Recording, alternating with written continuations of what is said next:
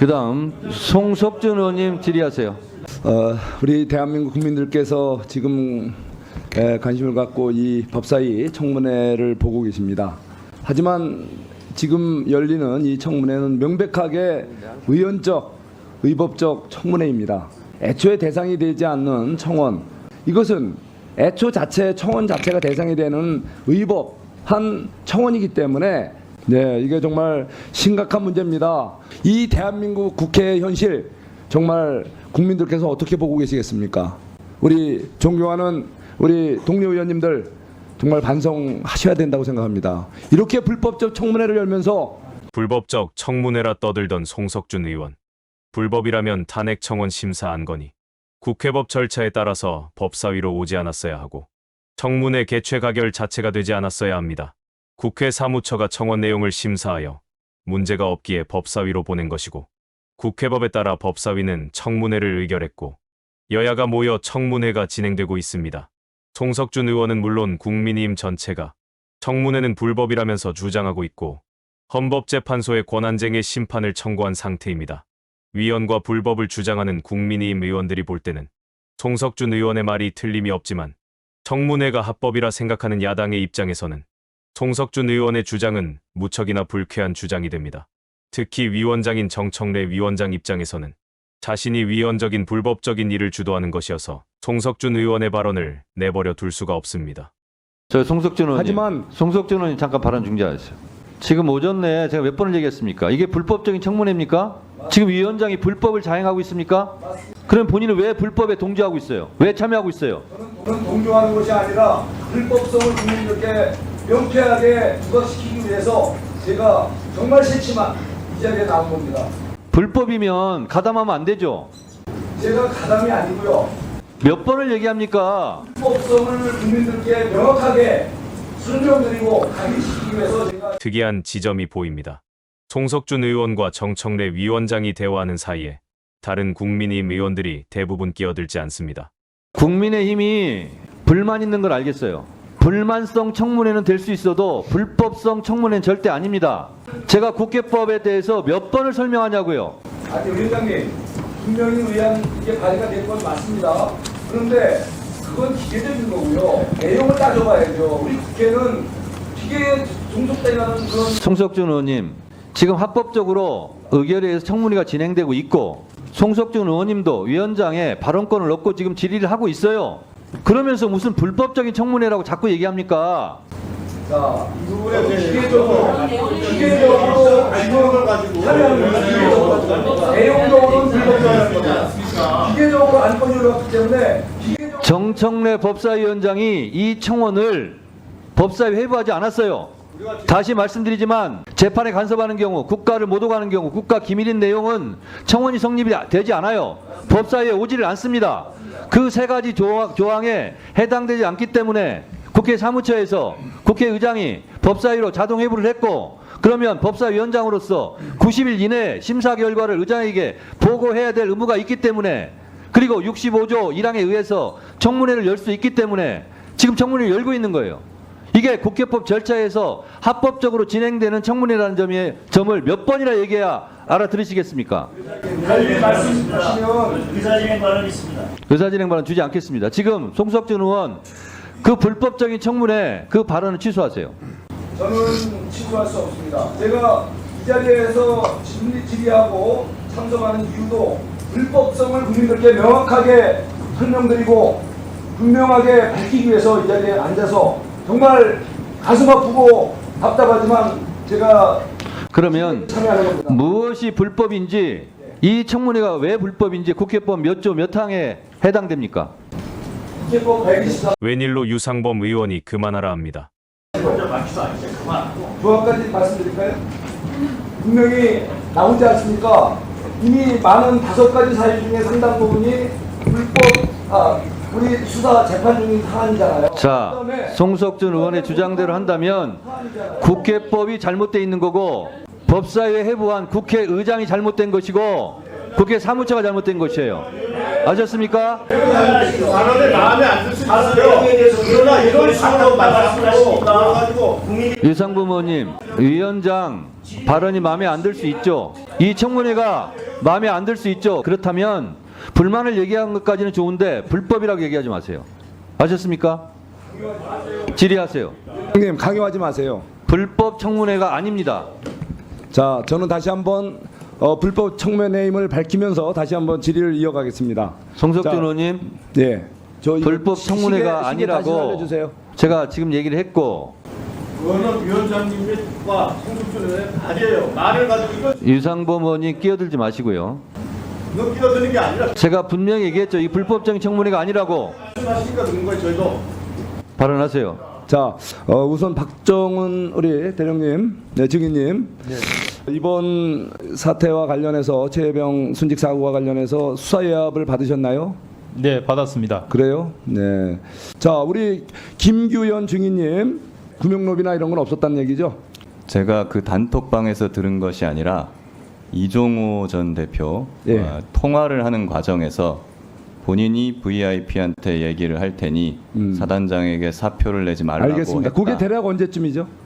그 통화하신 8월 달 정도입니다. 8월 9일인가 전후죠? 예. 자, 그런데 이 사건의 본질은 이종섭 장관께서 결재를 해놓고 우리 그 박 수사단장의 결과를 결재해놓고 다시 번복했다. 그래서 수사 예압 때문에 이렇다, 이런 세간의 이런 이슈가 된 거 아닙니까? 자, 이거에 대해서는 어떻게 생각하세요? 그때는 이분이 구명로비를 할 훨씬 전이잖아요. 시점이 다른데 어떻게 그 8월 달에 그 구명로비 한 것들이 왜 7월 30일 날 그거에 대해서 좀 명쾌하게 얘기해주세요. 의원님의 질의는 지금 그 아마 했으면 7월 31일 전에 했을 것이다, 이 말씀이신 거죠? 근데 제가 통화를 할 때 들었던 것은 자기가 과거에 그렇게 했다라고 제가 들은 것이지 8월 9일 날 오늘 내가 그 말을 했다 이렇게 들은 것은 아니었습니다. 그리고 그것은 저는 이제 제가 알고 있는 사실관계를 이제 공개한 것이고 제보한 것이니까 뭐 수사기관에서 밝혀지리라 전 생각합니다만은 부연해서 말씀드린 임성근 사단장 같은 경우에 최종적으로 국방부 조사본부에서 이제 혐의자에서 빠진 게 그 8월 9일 이후입니다. 그렇기 때문에 그 부분까지 포함돼서 뭐 조사될 필요가 있다고 저는 판단을 해서 제보를 한 것입니다. 왜 결재를 번복했는지 네, 수고했어요. 그 부분을 좀 얘기해 주세요. 발언 네. 시간 지났으니까요. 예, 답변 그만하시죠. 드리겠습니다. 그만하시죠. 시간 안에 하시는 것도 실력입니다. 유상범 의원은 해병대 수사단이 수사권이 없으면서 월권적 일을 해놓고 그것도 모자라 박정훈 대령은 사령관의 이첩 보류 거부까지 항명을 했다고 공격합니다. 사망 사건에 대해서 군사 경찰권이 수사권이 있습니까 없습니까? 수사권이 있습니다. 있어요. 무슨 사건에 수사권이 있어요? 변사 사건에 수사권이 있다는 얘기예요. 변사 사건에 대한 수사권이 있습니다. 이 사망 사건이 발생했을 때 그 사건이 자연사이냐 변사를 판단하고 사망 원인을 그다음에 그걸 가족에게 인가하는 일련의 절차를 변사 사건이라고 그래요. 그 이후에 이 사안이 실제 범죄와 관련돼 있느냐 아니냐를 조사하는 것은 수사입니다.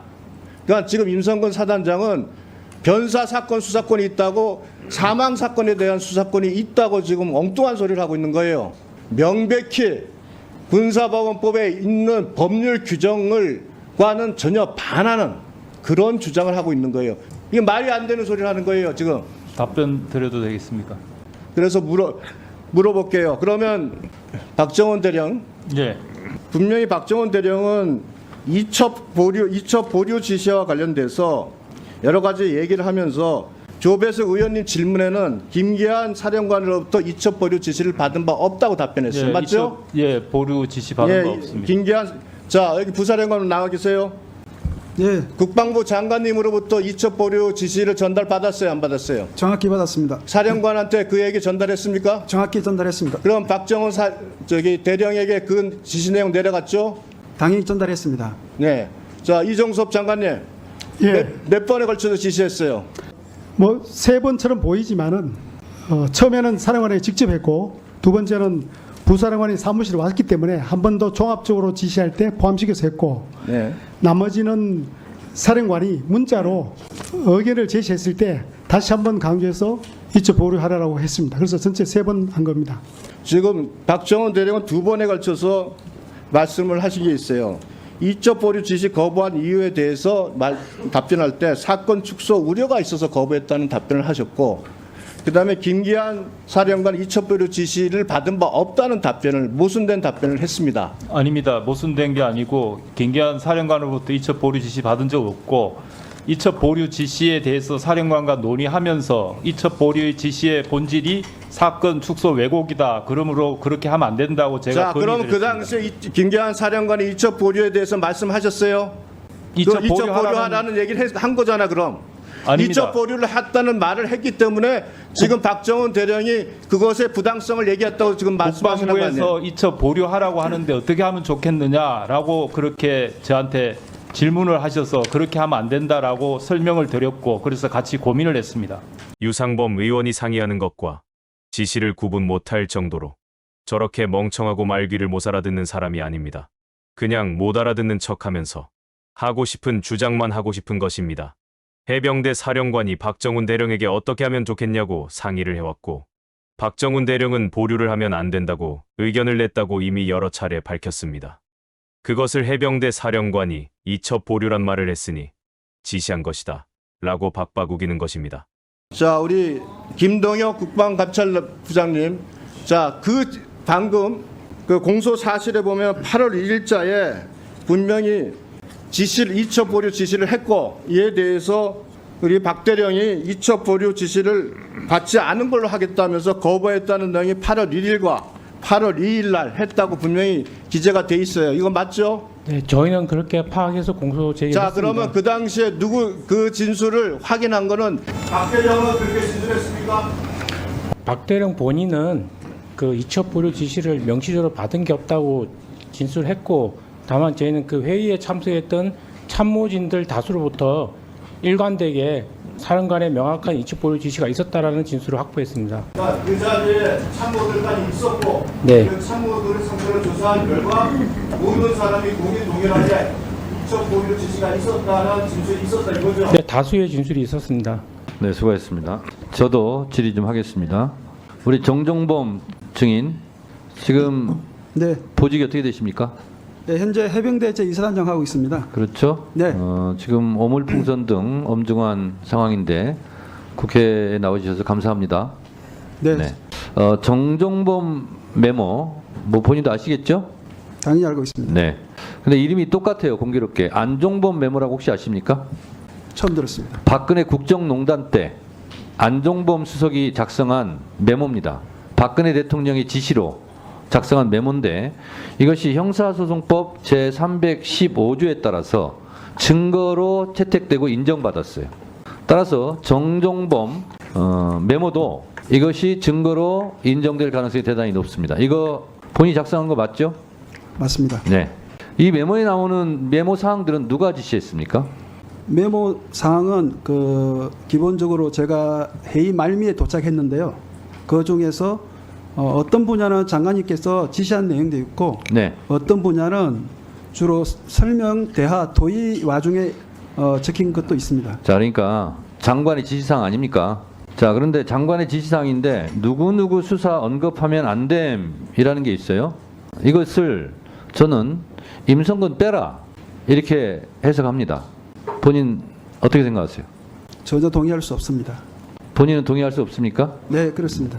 결과적으로 이렇게 됐기 때문에 저는 임성근 빼라 이렇게 이 메모를 해석합니다. 박정훈 증인, 위원장님, 저거는 제가 박정훈- 지시했기 때문에 제가 답변 좀 박정훈 증인. 드리겠습니다. 네, 실제로 장관의 이런 지시가 없었다면, 장관의 이런 의향이 없었다면 유재은 법무관리관이 본인이 독박을 쓸 일도 없을 텐데 박정훈 대령에게 수사 외압을 느낄 만한 그런 전화를 했겠습니까? 본인 어떻게 생각하세요? 유재은 법무관리관 독자적인 판단으로 저한테 전화했다고 생각하지는 않습니다. 네, 알겠습니다. 자, 주지리가 이제서야 마쳤는데요. 자꾸 손 드시는 분이 있어서 김경호 참고인 자꾸 손을 드시는데 잠깐 발언 나오세요. 잠깐 뭐 하실 말씀 있습니까? 네. 박정훈 대령이 수사를 했는지 아니면 수사를 한 것처럼 보이는 것인지, 만약에 수사를 한 것처럼 보인다면 그 이유가 무엇인지 그 부분을 주권자 국민에게 얘기하고 싶어서 손을 들었습니다. 짧게 얘기하세요.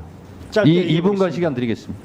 말씀하세요. 최초에 고 최해병이 발견되면 변사자가 발견됩니다. 여기서 먼저 이야기할 것은 수사는 수사 기록부라는 공식적인 문서가 있습니다. 거기에 연번을 적고 피의자, 죄명, 범죄 사실을 적었을 때 입건이라고 하고 입건 권한이 있을 때 그 명부에 적을 권한이 있을 때 수사 권한이 있다고 합니다. 이 사건은 최초에 변사체가 발견되고 변사자 처리 지침에 따라서 내부적으로 아직은 수사 명부에 이름을 올리기 전, 번호를 올리기 전, 입건하기 전 절차이기 때문에 내부적인 수사, 내사라고 합니다. 조사입니다. 그래서 사망 원인이 무엇인가를 확인해서 그게 범죄 원인과 관련이 없으면 종결 권한을 갖습니다. 그때는 국방부 장관이 결재권도 갖고 보류권도 갖고 여러 가지 권한을 갖습니다. 그러나 사망 원인이 범죄 원인과 관련이 되면 개정된 군사보험법 2조에 따라 그리고 그 대통령령인 법원이 재판권을 가지는 군인 등의 범죄 등에 관한 수사 절차 규정 제7조 이첩 시기 지체 없이 바로 지체 없이 1000페이지에 달한 진술서, 진술조서 그리고 사진 카톡을 경북청에 보내면 되는 거였습니다.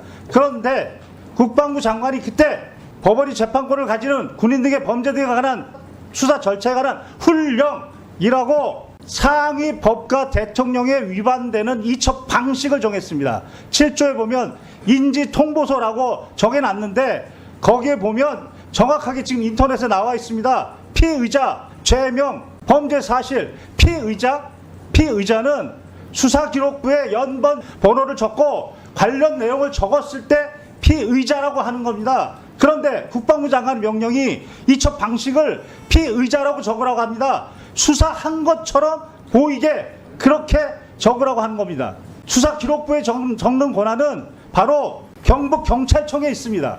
따라서 국방부 장관의 훈령이 잘못됐기 때문에 박정훈 대령이 수사한 것처럼 보인 겁니다. 그래서 국방부 장관의 명령에 따라 8명을 적었는데 그것에 대해서 이첩을 보류하라고 했습니다. 그 부분은 지금 지시했다고 본인이 인정하고 있는데 개정된 군사보험법 2조와 대통령의 명령은 지체 없이입니다. 이첩을 보류시키고 회수하고 이첩을 보류하고 재검토하고 재이첩하고 모두 지체 없이에 반한 직무 수행에 있어서 반드시 따라야 될 기준을 위반한 직권남용입니다. 이 부분을 이야기하고 싶었습니다. 네. 이상입니다. 수고하셨습니다. 참고인의 설명에 따르면 박정훈 대령은 법에 따라 국방장관의 훈령에 따라 조사하고 서류를 작성하고 경북경찰청에 즉시 이첩했습니다. 대통령과 국방장관은 권한이 없음에도 이첩 보류를 지시하고 권한이 없음에도 이첩된 서류를 탈취하고 권한이 없음에도 재수사를 명령하고 권한이 없음에도 최초의 결과를 뒤집어 경북경찰청에 재이첩했습니다. 그리고 박정훈 대령과 해병대 수사단에게는 이첩 지시 명령을 받지도 않았는데 항명죄를 씌웠습니다.